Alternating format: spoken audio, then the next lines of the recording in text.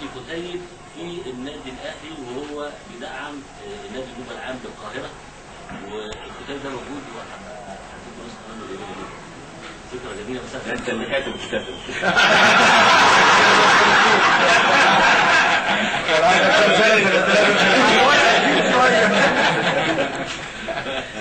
انت لو بس كلمه بقى حضرتك يعني بيعرف اصوات ابدا. اتفضل.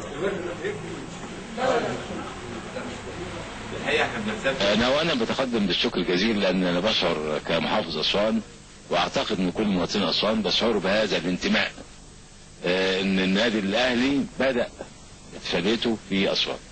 انا اعتقد ده يعني بيضيف لاسوان حاجه كبيره جدا، بيضيف لاسوان حاجه كبيره جدا، ويعني ده له معنى كبير ان اسوان بتعشق النادي الاهلي وبتحب النادي الاهلي، وبرضه النادي الاهلي شعر بهذا، وبالتالي بيرد لهذا الحب وهذا جميل لاسوان. طبعا اتمنى ان النادي الاهلي يرفع التقدم والقياده والرياده، ليس فقط في النوويه دي، اتمنى في المواد. يا اهلي اهلي اهلي اهلي يا اهلي اهلي، سلام للاهلاويه، احنا المصراويه، الاهلي ده مية مية، الاهلي يا ناس حديد، ولا ولا ولا ولا ولا ولا ولا ولا ولا ولا ولا والعين.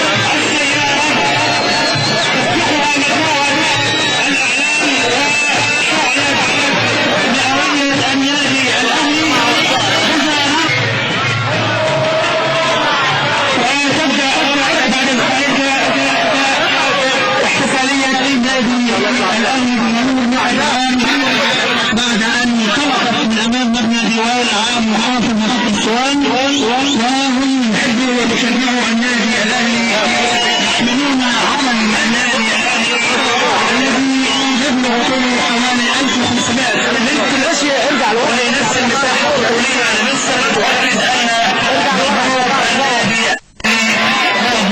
بأصل البلوغ عن أقصى جنوبنا إلى أقصى شمالنا.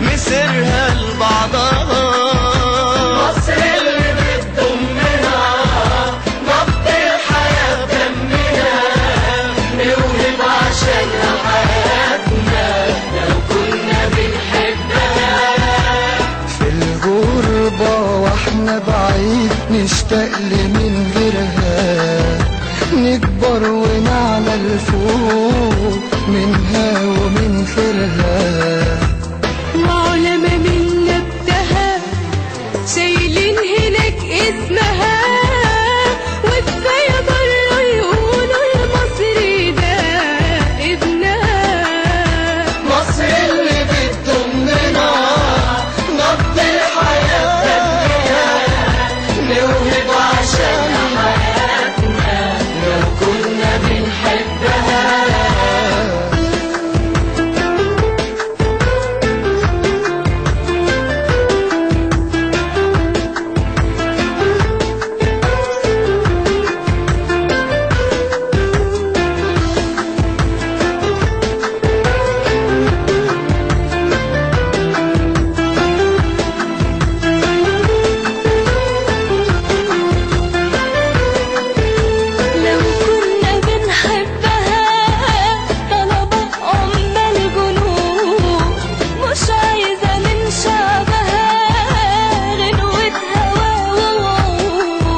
عايزة الإيدين تعلي وإيدين لفوق تصلي وعيون صحية تخلي بالها من أرضها